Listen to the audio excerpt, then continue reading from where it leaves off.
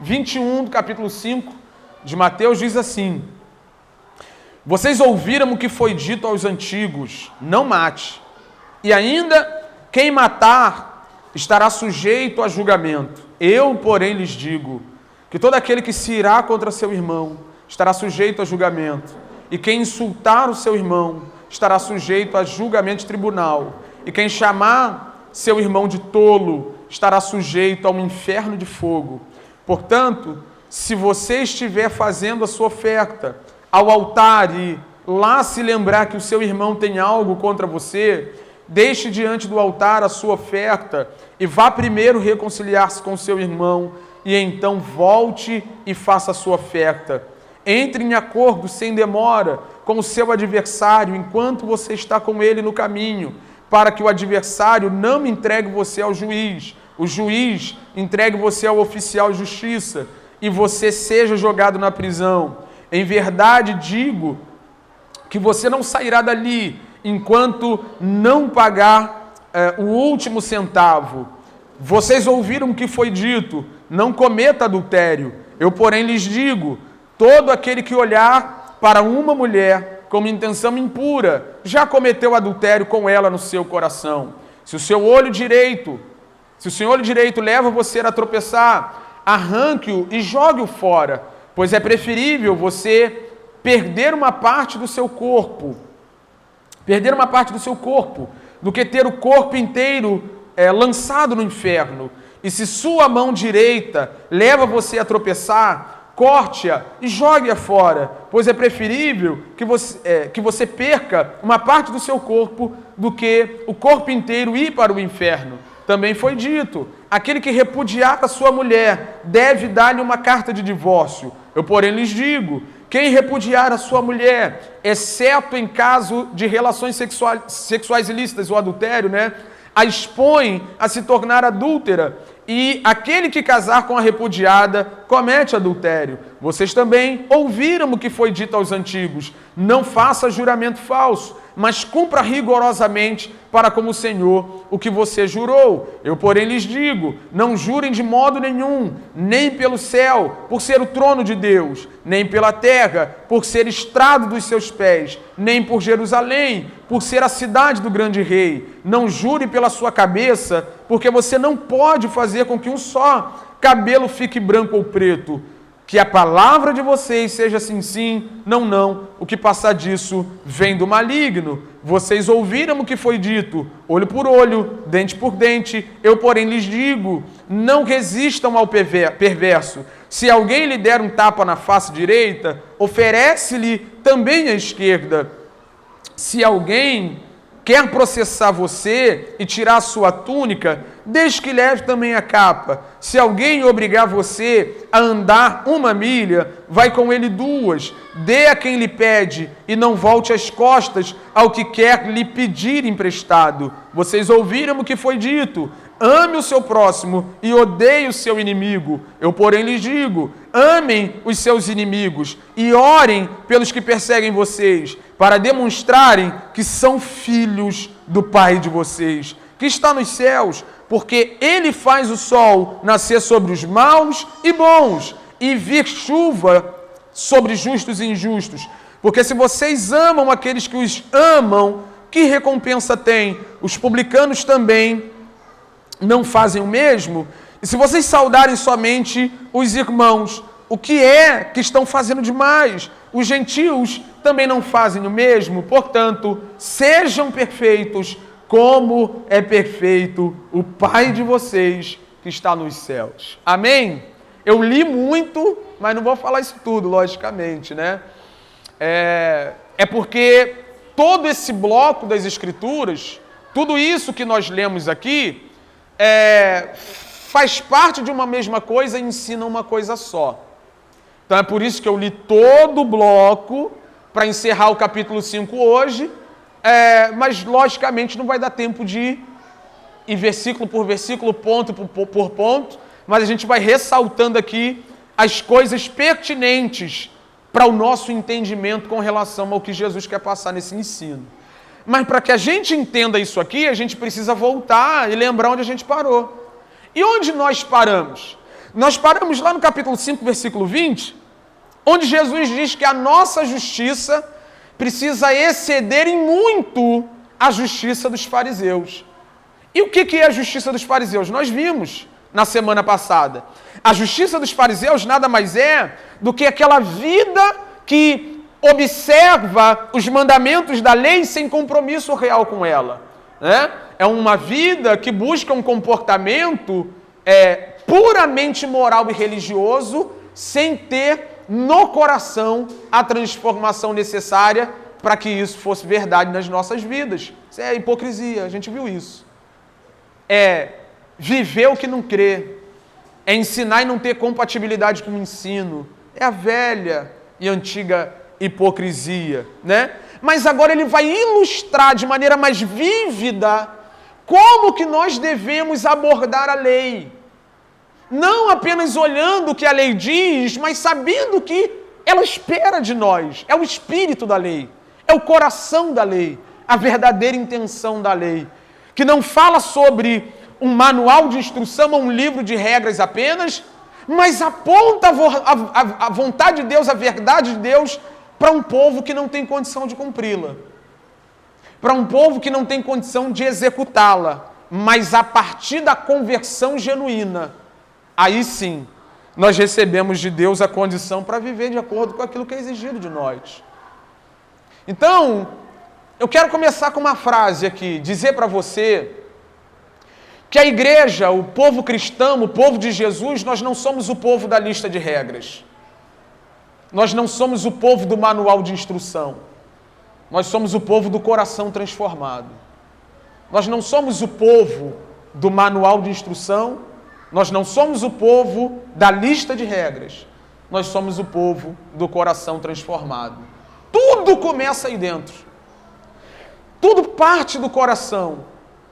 Ou você é aí dentro e vive aqui fora, ou a vida moral que a gente tenta sustentar é uma farsa e não está de acordo com aquilo que a gente é. E é o que Jesus vai colocar aqui. Ele usa 6 antíteses para deixar isso claro. A partir da interpretação equivocada que foi feita pelos escribas e fariseus, ele vai mostrar exatamente como nós devemos viver de acordo com a vontade de Deus. Isso fica claro em 2 expressões que são comuns nas 6 antíteses. A primeira expressão é: vocês ouviram o que foi dito. Tá? Agora olha para cá que eu quero te ensinar algo poderoso aqui, extraordinário.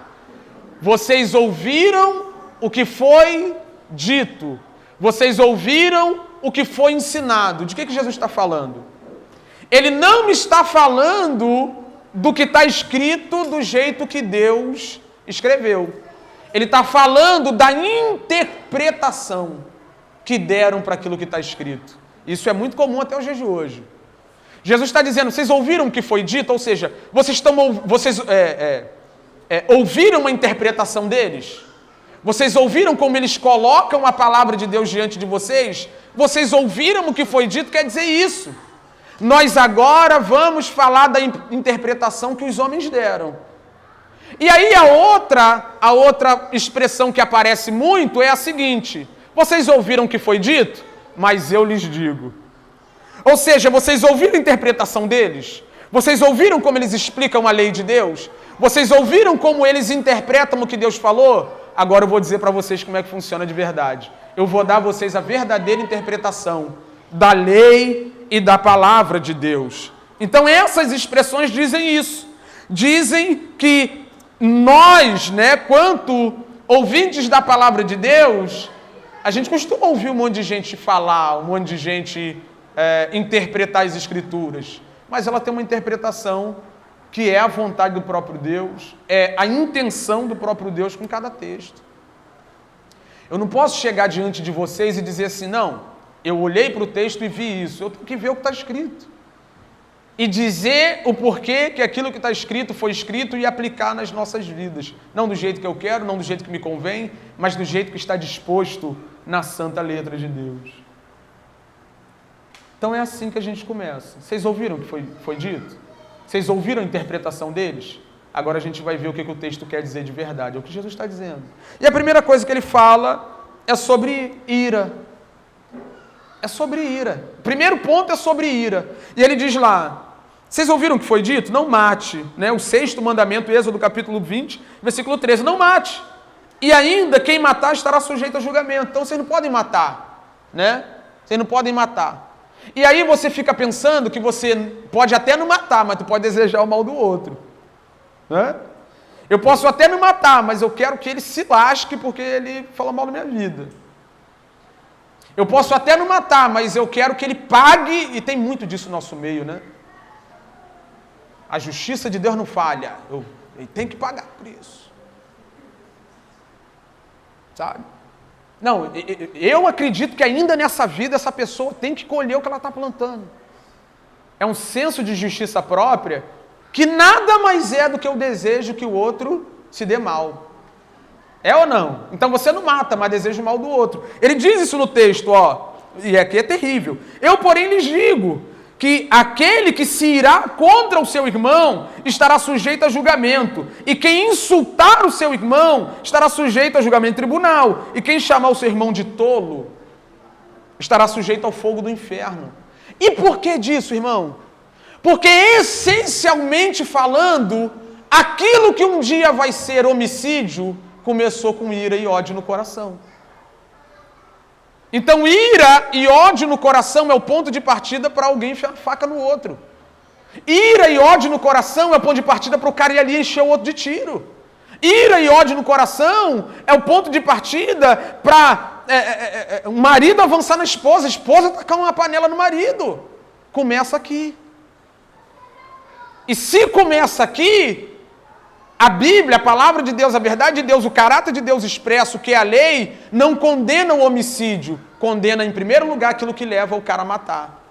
Então o que é matar? Matar é o estágio avançado daquilo que já está no meu coração. João, na primeira carta, capítulo 3, versículo 15, ele diz que quem odeia o seu irmão é assassino. Olha aquilo, irmão, que loucura! Quem odeia o seu irmão é assassino. Por que ele diz isso? Porque o assassinato começa com o ódio. Na balança de Deus, você colocar uma pessoa que quer o mal da outra, e olha que, irmão, eu olhei para o texto aqui, eu falei, meu Deus, ele diz, quem chamar o irmão de tolo, quem insultar o irmão, quem xinga o irmão, quem fala mal do outro irmão, pode botar na balança que vai ter o mesmo peso de um assassino diante de Deus. E por que disso? Eu vou dar um spoiler do final do texto, para você acompanhar todo o texto comigo e não ficar embolado. O que Deus espera do povo dele? Lá no versículo 48 ele diz, portanto sejam perfeitos, como o Pai de vocês é perfeito. Eu vou aplicar isso no final, mas eu vou falar agora para depois falar de novo. Já ouviu aquela desculpa esfarrapada? Ah, mas não sou perfeito, não. Não sou perfeito, não. Eu tenho defeito mesmo. Claro que tem. Claro que é imperfeito, mas foi chamado para ser perfeito. Isso é o processo de santificação que nos leva a parecer com quem? Quem é o padrão de comportamento do povo de Deus? Cristo, que não teve pecado, que não errou, que não odiou ninguém. Então, quando ele bota isso aqui diante de nós, você vê a essência da coisa. Por que não matar? Por que não assassinar alguém? Por que não ser um homicida?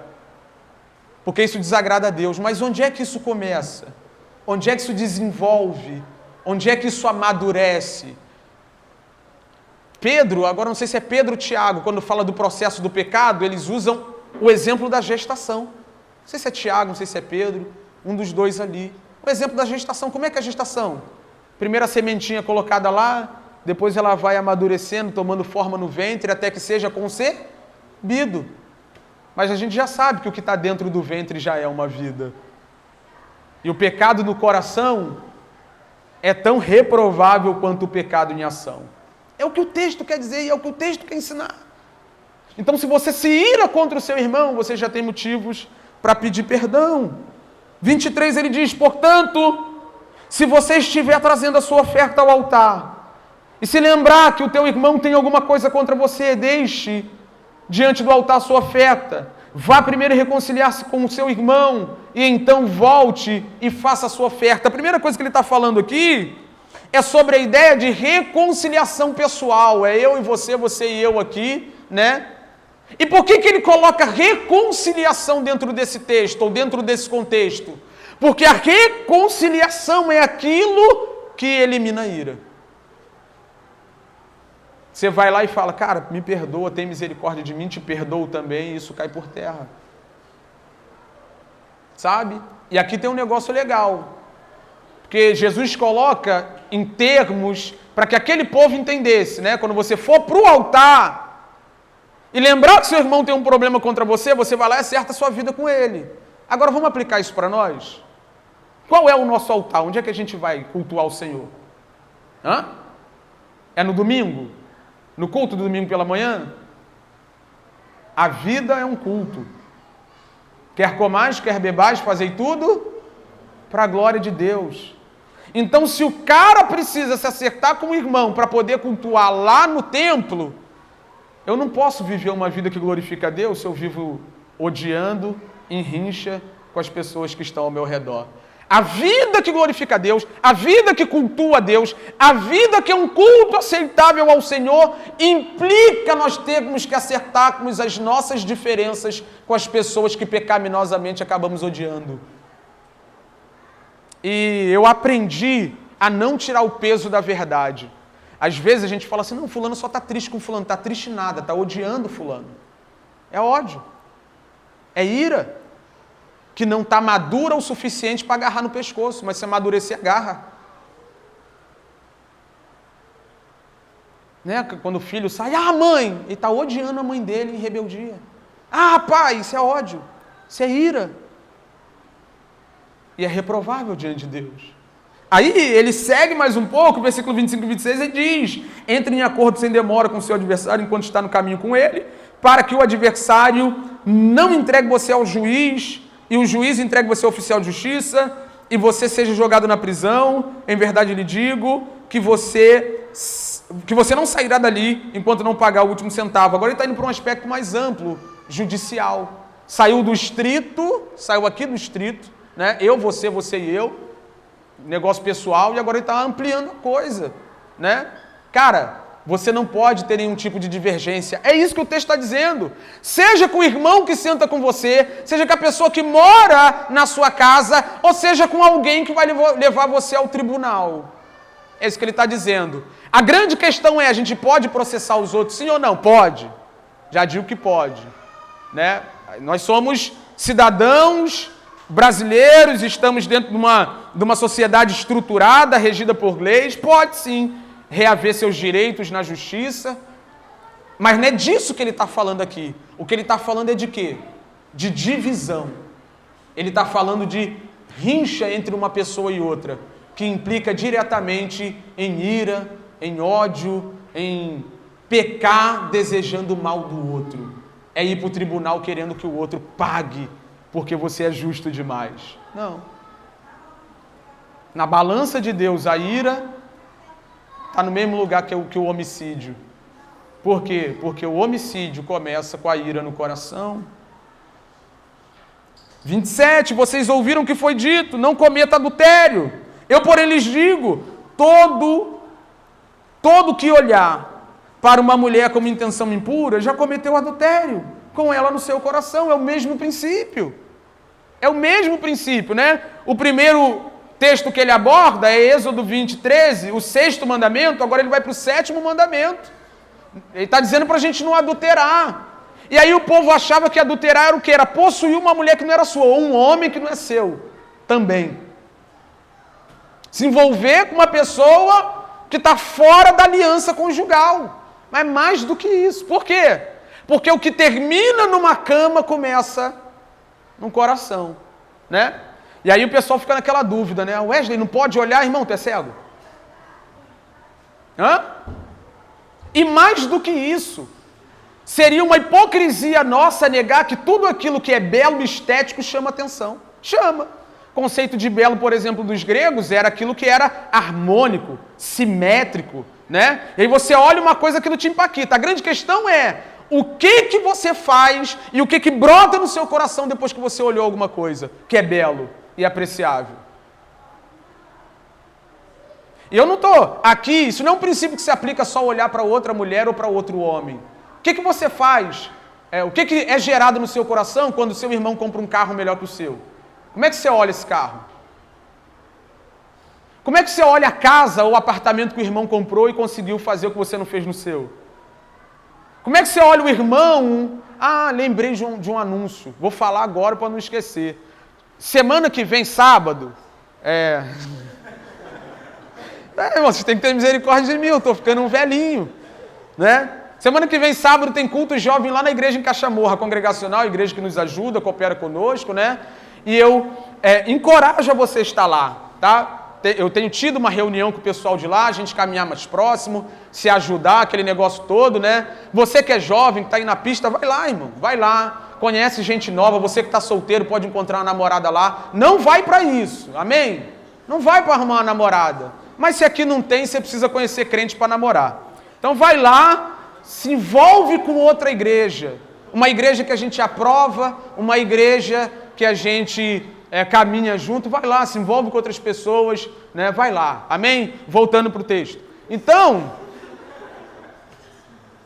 não é uma questão puramente, um princípio puramente restrito a essa relação homem e mulher. Ele está falando de cobiça, irmão. O texto fala de cobiça, de você olhar para algo que não é seu e que não deve desejar e desejar como se fosse. Então, a grande questão é, você olha para o carro que é do irmão e você só não toma o carro dele porque você não pode, mas o desejo era tomar. Você olha para a mulher que não é sua e você só não se deita com ela porque não teve como, porque não teve oportunidade, porque ela não correspondeu o que estava no seu coração, mas o desejo era se deitar com ela. E diante daquele que sonda os corações e conhece os pensamentos, deitar e pensar dá no mesmo. Você só não fez porque não teve oportunidade. Ele está falando de cobiça, de olhar para aquilo que não é seu. E, né, às vezes o irmão vem todo feliz, né? Vem cá que eu vou te mostrar a bênção que eu ganhei. Não sabe que está levando alguém que gostaria de tomar o que ele tem. Isso é triste demais, sabe? Ele está falando disso. E olha o que ele vai falar sobre a radicalidade da ética que nós devemos adotar em face da possibilidade de pecarmos nesse sentido. Ele diz no versículo 29 o seguinte: se o seu olho direito leva você a tropeçar, arranque e jogue fora. Pois é preferível que você perca, né, uma parte do corpo ao ter o corpo inteiro lançado no inferno. Se sua mão direita te faz pecar ou tropeçar, corte e joga fora, e a mesma coisa. Ele está falando num aspecto literal aqui, irmão, sim ou não? Você acha que sim? Eu acho que não. Na verdade, tenho certeza que não.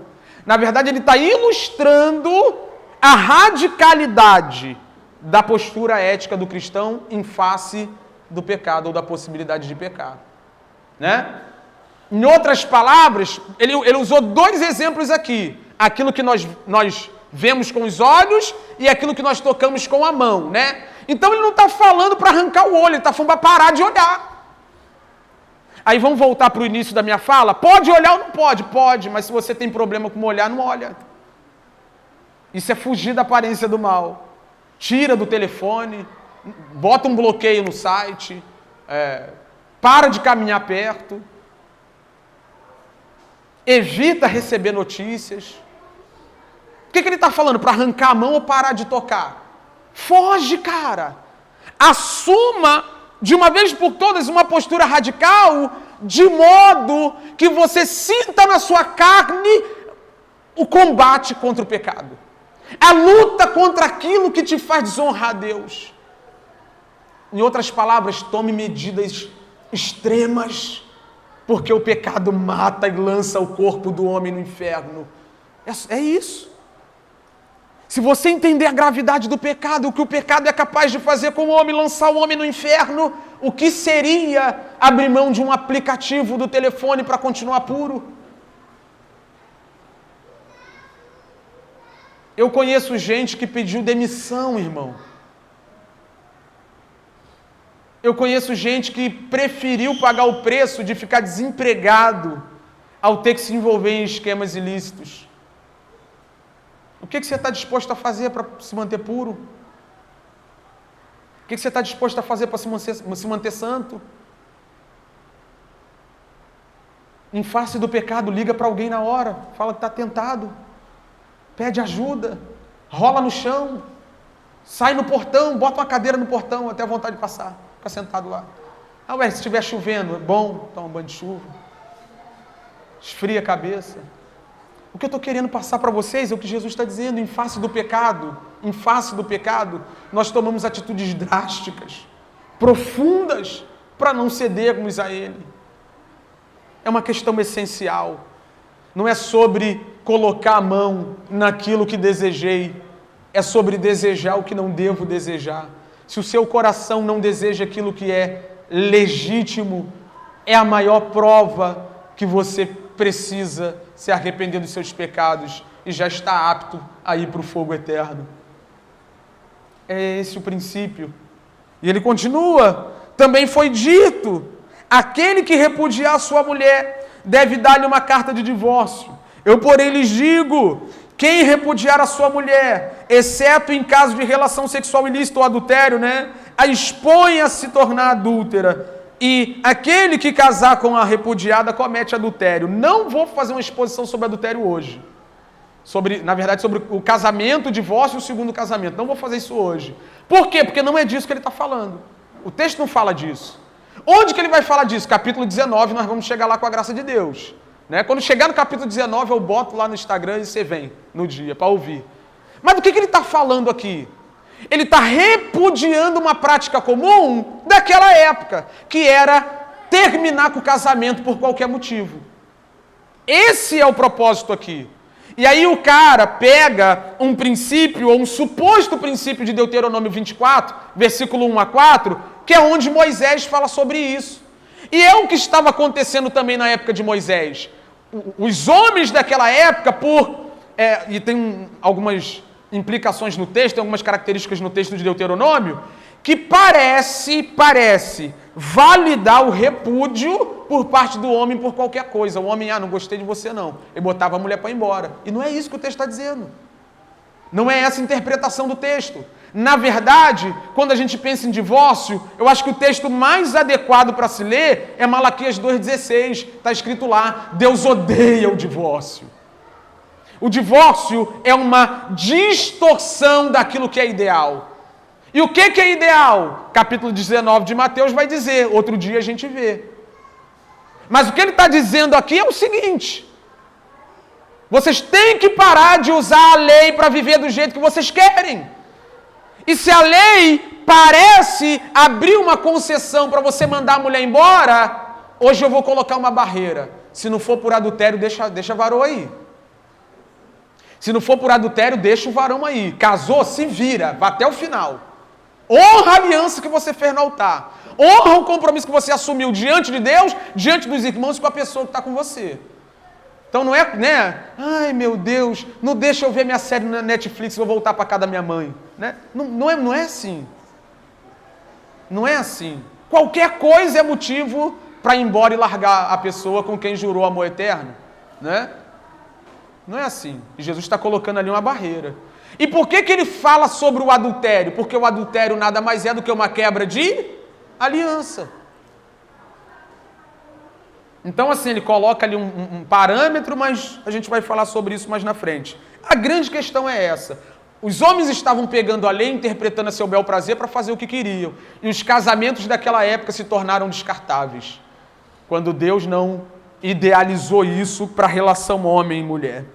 Vocês também ouviram o que foi dito aos antigos.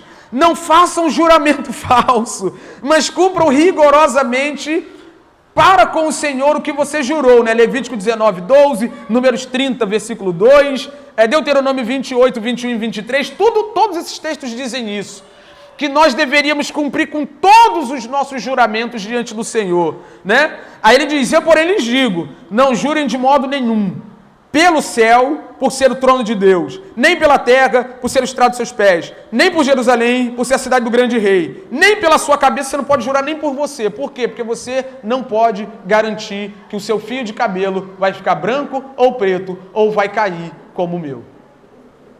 Se eu pudesse, eu não era calvo, mas eu não tenho controle sobre isso, né? Eu não posso controlar a descoloração dos meus cabelos, né? E às vezes eu fico com maior vontade de ser grisalho, cara. Enfim, não posso controlar isso, né?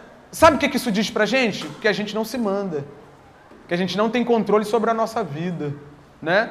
Em um outro momento, Jesus diz: ninguém pode acrescentar um côvado da própria vida, ou seja, ninguém pode viver um minuto a mais depois do dia em que Deus decidiu que essa pessoa vai partir. Eu não posso ir mais à frente do que o limite que Deus me deu. Eu não mando na minha vida, como é que eu vou jurar por mim mesmo, né? E aí ele diz lá no final, que a palavra de vocês seja sim, sim, não, não. E o que estava acontecendo dentro do contexto? É que eles usavam do juramento para mascarar a falta de compromisso com a palavra. Você nunca teve uma experiência dessa não, que eu vou te falar, né? Você já viu? As mães e os pais, eu acho que tem muito disso, né? Já viu quando a criança está ali insuspeita, né? Já fez o que não devia, aí você vai perguntar: fulano, você fez isso? Mãe, eu juro. É ou não? Por quê? Porque na cabeça da criança a ideia do juramento cobre a necessidade de responsabilidade. E tem muita gente que é assim: não, dou minha palavra, nem precisava. Se é homem ou não é? Se é crente ou não é? Sim, sim, não, não. Nós não precisamos jurar nada, irmão. Nós não precisamos usar meios para que as pessoas depositem em nós credibilidade, por exemplo, fazendo um juramento. Quando nós chegamos num lugar onde nós precisamos de um crédito, o ideal, a partir daquilo que nós somos, é que a pessoa diga para nós: não precisa nem me dizer o dia que você vai pagar, eu confio em você, você é crente. E é uma tristeza, irmão, pensar na descredibilidade do povo de Deus em virtude da nossa falta de compromisso com a nossa palavra. As empresas que não querem mais contratar cristão, não, crente aqui eu não quero mais. As pessoas que não querem mais fechar negócios com cristãos, que não querem mais deixar os cristãos comprar no crédito, porque a gente coloca isso na frente, né? Não, eu sou crente. Eu juro pela minha fé, é isso que a gente está falando. Você coloca a fé na frente como uma garantia de que vai dar tudo certo, e no final tu não paga nem a primeira parcela. E nós somos o povo da verdade, irmão. Nós somos o povo do que é correto. Nós somos o povo que paga em dia. Não deu para pagar em dia? Todo mundo está sujeito a isso. Vai lá e dá uma satisfação. Vai lá e desenrola, fala: cara, não deu, tá ruim, tá brabo, me perdoa, tem como eu pagar de outro jeito. Mas não fica na mentira, não fica no engano. Ou você é, ou você não é. Sim, sim, não, não quer dizer: eu não preciso de nenhuma outra coisa para garantir a minha palavra, não vou jurar por nada. E aqui o texto não está condenando o juramento propriamente dito. Deus jurou por si próprio, pelo seu próprio nome, né? Jesus submeteu um juramento ao sacerdote, Paulo jurou em algum momento. O problema não é o juramento em si, o problema é o que as pessoas estavam fazendo com ele. O que eles estavam fazendo com ele? Usando do juramento para não honrar com suas palavras. Então, quando você dizia eu juro, você levava o crédito e depois desonrava o crédito que conseguiu. Então, cara, eu prometo, não precisa prometer nada. Você falou que vem, beleza. Agora eu sei que pode acontecer uma coisa e você não viu. Normal, mas aí você tem que fazer o quê? Você tem que dar satisfação. Você é crente, cara. Liga para a pessoa e diz: não consegui, me atrapalhei, atrasei, choveu e alagou tudo. Dá uma satisfação, mas você não pode ser descredibilizado pela sua falta de compromisso com a sua palavra. Sim, sim, não, não. Que passar disso é de quem? E nós estávamos conversando sobre isso ontem, né, no momento lá para os casais. Não é que você é do diabo, mas você, quando desonra a sua palavra empenhada, você faz exatamente o que o diabo quer que você faça. É do maligno por quê? Porque ele que é mentiroso, ele que não tem compromisso com a verdade, ele que não é íntegro, a ponto de se sujeitar à exposição para que não fique descredibilizado. Eu vou falar um negócio para vocês, irmão. Uma pessoa que tem capacidade de pedir perdão, se desculpar e dar uma explicação pelo erro que cometeu, tem muito mais crédito do que alguém que não honra o que falou e finge que nada aconteceu. Pelo menos comigo, eu prefiro que a pessoa chegue, cara, foi mal, dei mole e tal, tem oportunidade até morrer, porque foi verdadeiro. Se expôs e mostrou que vacilou, né? Agora alguém que erra, que não cumpre com a palavra, fica de mentira o tempo todo, dizendo, não, agora eu vou, agora eu faço, agora eu tô, conta comigo. Vocês ouviram o que foi dito, olho por olho, dente por dente, né? Êxodo 21, 24, Levítico 24, 20, Deuteronômio 19, 21, aquilo que ficou consagrado como a lei do talião, né? Você dá exatamente o que recebeu. Tá tudo lá. E aí, quando a gente olha para isso, parece que a lei de Deus é uma loucura, mas não é uma loucura. É uma ideia de proporcionalidade de retribuição. Isso é justiça de Deus em ação. Você não tirou o olho da pessoa? Então me dá teu olho aqui. Você não tirou a mão da pessoa? Você não cometeu um crime contra a pessoa a ponto da pessoa ter perdido um braço? Me dá teu braço aqui também. Né? Isso não fala... como é que eu posso colocar isso? De uma questão extremamente descabida quando a gente fala de justiça, né? Isso é um padrão que Deus estabeleceu na sua lei, apontando para um princípio. Qual é o princípio? Justiça e proporcionalidade. E aí o povo não entendeu bem isso. Aplicou isso de maneira equivocada e tomou para si a ideia de vingança. Né? Ageu me deu um tapa, né? Vou lá e vou dar-lhe um tapa no Ageu. Mas nunca foi a vontade de Deus que fosse assim, irmãos. São parâmetros de justiça e proporcionalidade para uma sociedade específica. Para um povo que estava aprendendo como Deus gosta das coisas, e Deus gosta das coisas direitinhas, bem justas. Mas nunca foi a vontade de Deus que se o Alex me ofendesse, eu fosse para cima do Alex com ofensa. Isso não cabe a mim.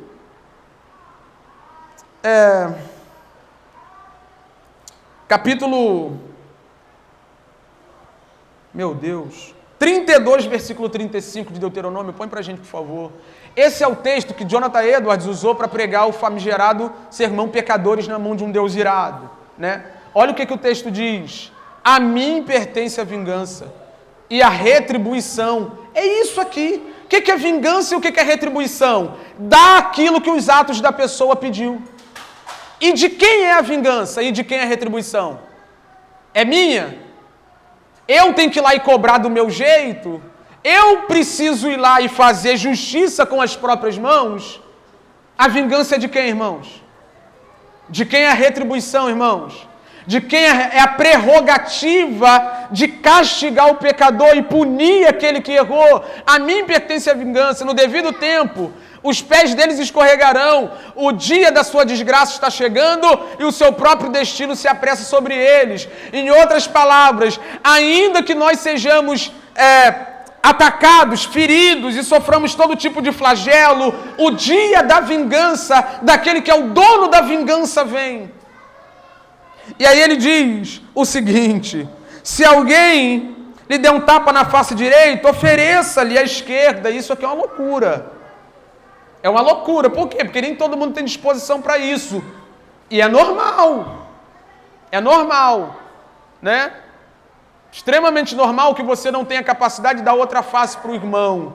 Mas é isso que se espera de um povo perfeito. Lembra do seu Jesus quando foi ferido, esbofeteado, cuspido, insultado e todas as outras coisas que você conhece muito bem?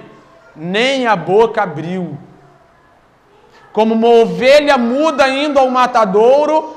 Se você, vamos supor que você chega para mim, Wesley, o vizinho lá, insultou minha esposa, bateu na minha esposa e tal, não me segurei, está no hospital agora, porque eu bato mesmo, né? Fala, irmão, você errou. Eu te compreendo. Te compreendo. De repente eu faria o mesmo no seu lugar. Muito provavelmente eu não esperaria nem tocar na minha esposa. Dependendo da ofensa, já seria o suficiente para eu tampar com ele. Mas esperando que Deus me desse graça para não fazê-lo. esperando que Deus me ajudasse, me desse força para não cair na pilha e no laço do diabo. Você que é o povo que está caminhando para a perfeição, não o vizinho ímpio, irmão.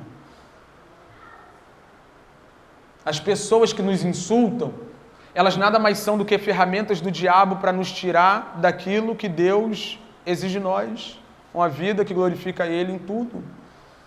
Ele continua lá, ó. Nem pela... Não, estou no outro texto, né? Se alguém quer processar você e tirar sua túnica, deixa também outra capa, né? Pensa no pessoal do trabalho que vai lá botar a empresa na justiça. Né? Cara, é seu direito, você trabalhou, a empresa pecou, foi injusta com você. O problema não é esse. O problema é colocar alguém na justiça? Não.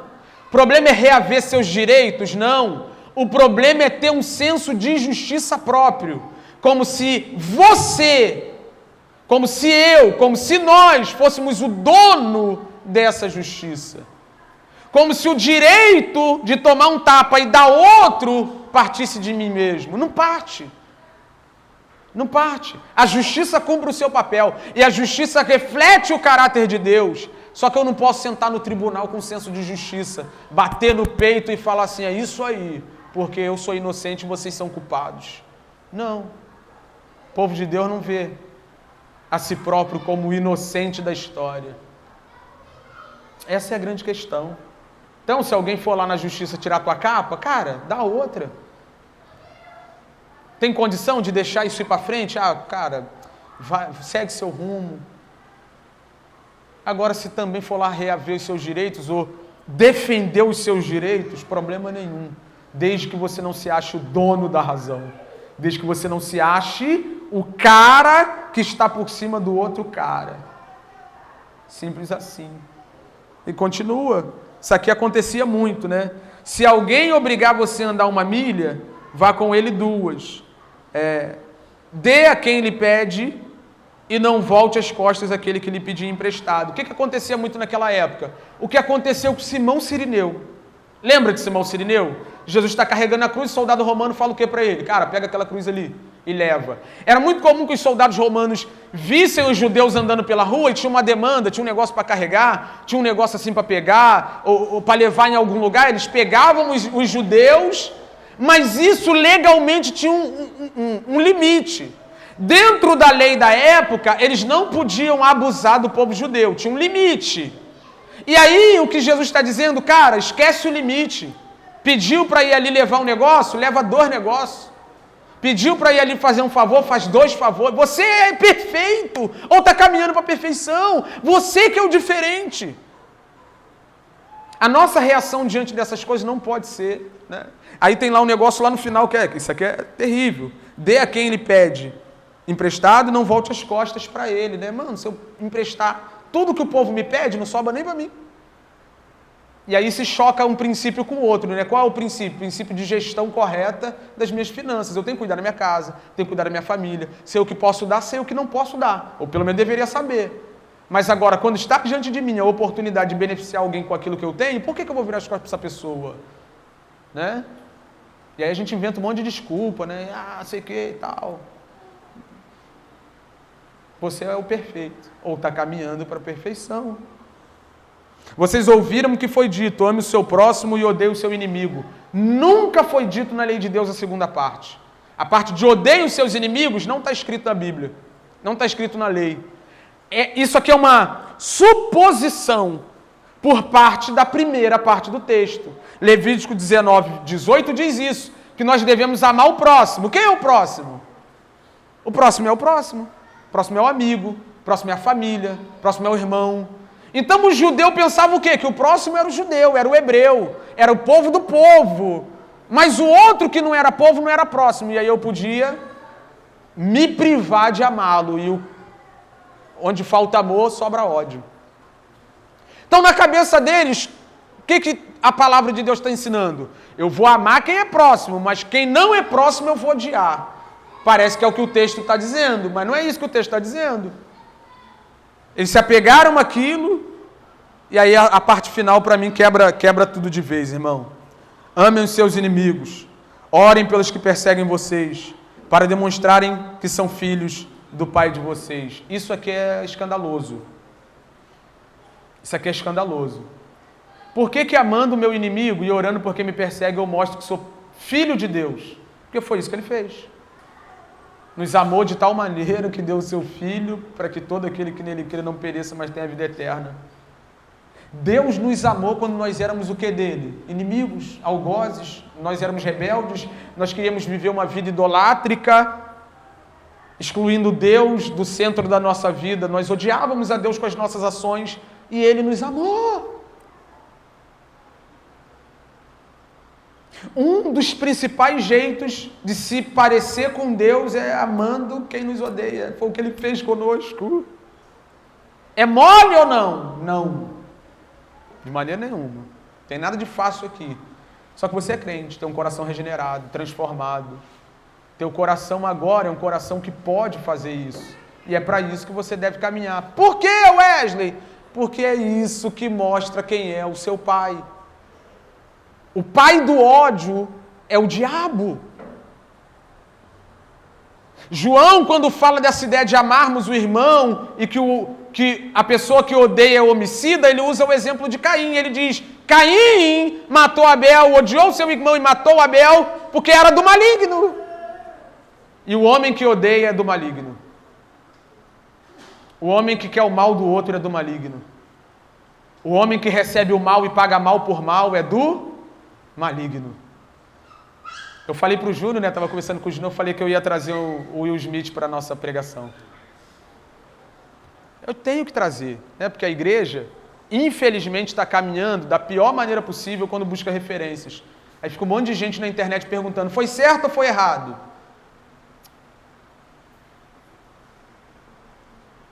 Qual é a referência, irmão, de comportamento do cristão? É o Will Smith? É o presidente? Eu só posso ser uma referência de comportamento se eu tiver Cristo como minha referência e imitá-lo, não foi o que Paulo falou? Sede meus imitadores assim como eu sou de quem? Então não é Paulo em Paulo, é Paulo em Cristo. E aí o povo fica pensando, não, se eu sou o Will Smith, se tu é o Will Smith, a gente já tinha comprado um lugar novo para ocupar. Ai, meu Deus. Em nome de Jesus, irmãos, o padrão de comportamento do cristão, o padrão de ética cristã é o Cristo. Para com essa loucura de procurar no mundo um padrão de comportamento, porque o mundo e até mesmo pessoas que estão no nosso meio vão falhar, vão errar. E o Will Smith não é um padrão de comportamento. Ele não fez o que glorifica a Deus. Se fosse você, Wesley, de repente eu faria pecaminosamente a mesma coisa. Então eu não posso santificar o meu pecado só porque eu sou cristão. Se eu desse uma bufetada na cara do cara que ofendeu a minha esposa, eu ia pecar. É pecado. Porque o que se espera dos cristãos de verdade, genuínos, é o quê? Do Senhor é a vingança, nós lemos. Nós não estamos aqui para pagar mal com mal. Nós não estamos aqui para retribuir às pessoas aquilo que elas fazem de mal contra nós. Nós estamos aqui para refletir o exemplo do Cristo.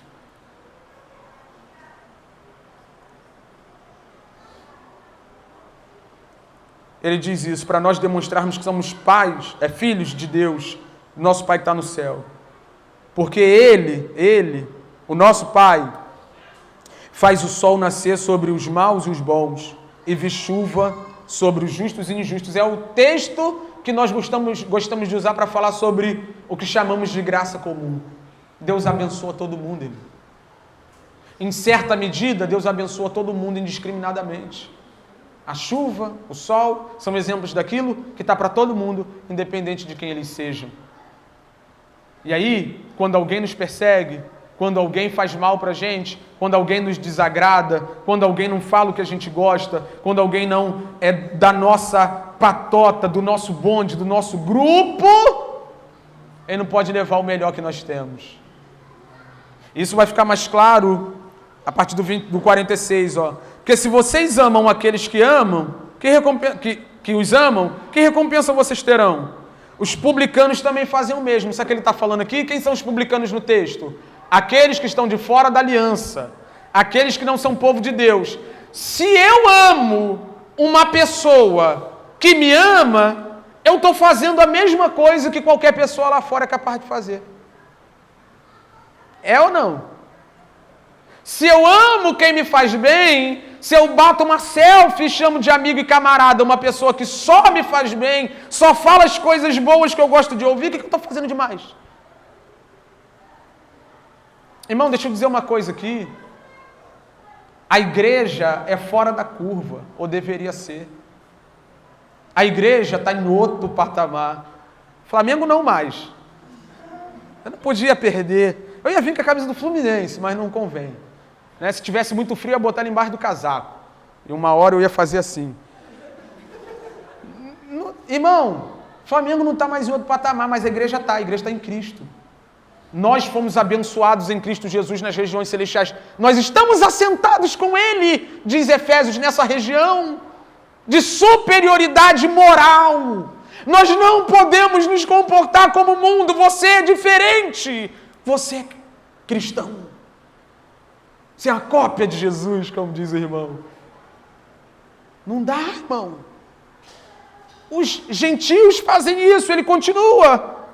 E se saudarem, isso aqui é louco, e se saudarem somente os seus irmãos, o que é que estão fazendo demais? Se vocês, né, a gente tem o nosso momento aqui, abraça a pessoa que está aí perto de você, você fazer isso com ele, o que tem demais? Teu irmão na fé, sentado com você, cultuando o mesmo Deus, ainda de banho tomado direitinho? Tem nada demais. Mas nós fomos chamados para quê, irmão? Nós fomos chamados para estar acima da média. E eu preciso esclarecer algo aqui, não de nós mesmos, amém? Nós não podemos fazer isso por nós mesmos, é Cristo que nos capacita. É o poder de Deus, é o coração transformado, é a nova criatura que nós nos tornamos, é a graça de Deus que nos habilita a viver essa vida acima da média. Agora, se você não vive essa vida acima da média, você precisa ser honesto com você mesmo. Olhar no espelho e se perguntar, caraca, será que eu sou filho desse pai mesmo? Ele diz no texto o que vocês estão fazendo demais se vocês cumprimentam somente as pessoas que vocês gostam, as pessoas que vocês conhecem. Cara, tem crente que não consegue ser nem educado com o porteiro. Não consegue dar boa tarde, não consegue dar bom dia, não consegue... né? Mas aqui não, aqui a gente fala de teologia, a gente fala de Bíblia, a gente fala desses negócios que é próprio nosso. A gente sai, come um hambúrguer, é o nosso povo. Irmão, você já viu o quanto é desconfortável sentar com uma pessoa, passar com uma pessoa 1 hora que não fala as mesmas coisas que você fala, que não entende dos mesmos assuntos que você entende, que não tem... Alguém falou que é um milagre, né? A mesma linguagem, mas é um milagre também, né? A mesma linguagem. Já sentou com uma pessoa que não fala a sua língua? É desconfortável. Extremamente desconfortável, mas é o que te mata, é o que te crucifica, é o que faz você diferente, é o que te coloca em outro patamar. Nós somos acima da média. Os gentios também fazem isso. Portanto, sejam perfeitos, como é perfeito o Pai de vocês que está nos céus. Alguém aqui é perfeito, irmão? Quem aqui é perfeito, levanta a mão. Tem ninguém aqui que é perfeito. Mas para onde nós estamos caminhando? Para onde nós estamos caminhando? Na vida cristã, a desculpa de não sou perfeito para viver uma vida libertina, pecaminosa e que não glorifica a Deus, né? E ali brigar, xingar, fofocar, fazer essas coisas todas, agredir, ofender e botar a culpa no a carne é fraca que não cabe. A carne é fraca não quer dizer que você está livre para viver em virtude dela. A carne é fraca é um aviso para que você fortaleça o espírito. Para onde nós estamos caminhando? Paulo disse para onde nós estamos caminhando. O último texto para a gente ir embora. 3:12 de Filipenses, por favor.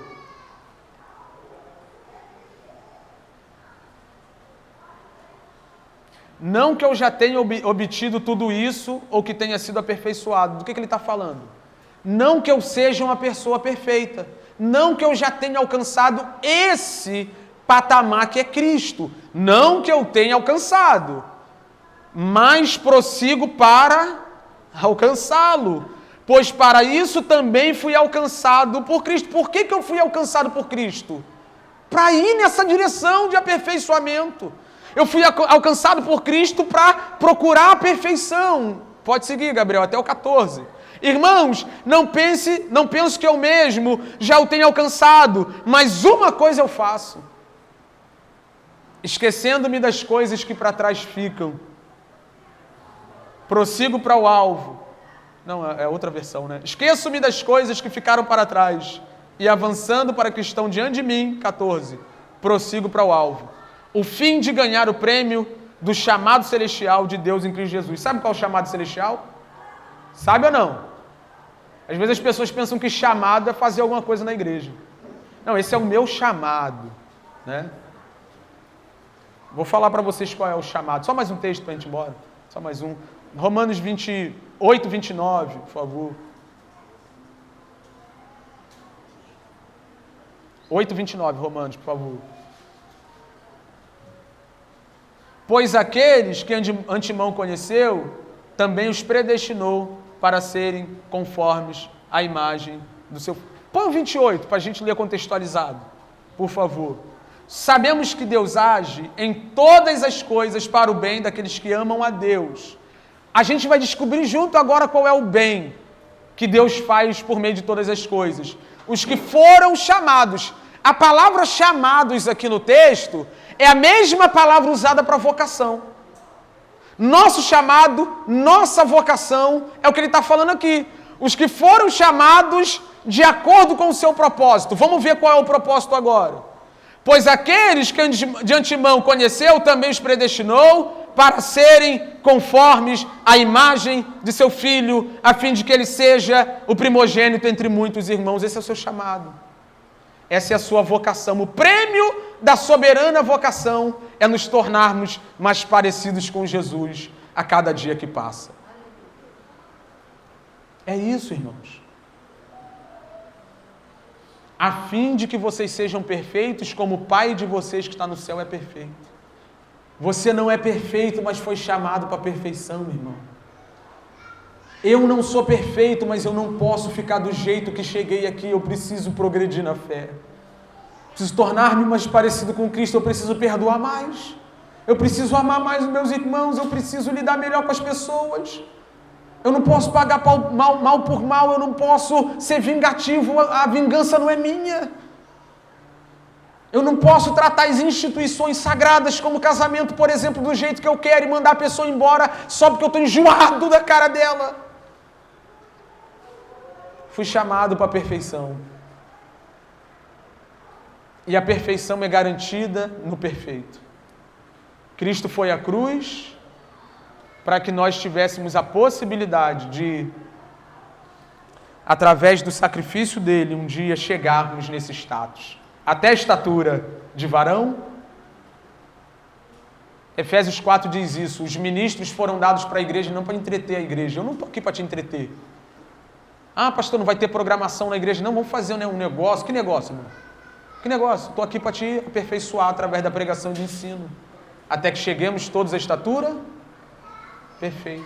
Abandona a ideia de que você pode continuar do jeito que está porque não é perfeito. Você tem que progredir. Vamos junto? Vamos progredir? Vamos avançar e demonstrar esse varão perfeito para o mundo através das nossas vidas?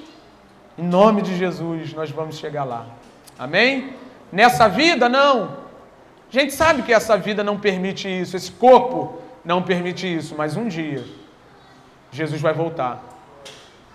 A trombeta vai soar, ele vai descer entre as nuvens em glória, os mortos ressuscitarão como perfeitos, num corpo glorificado.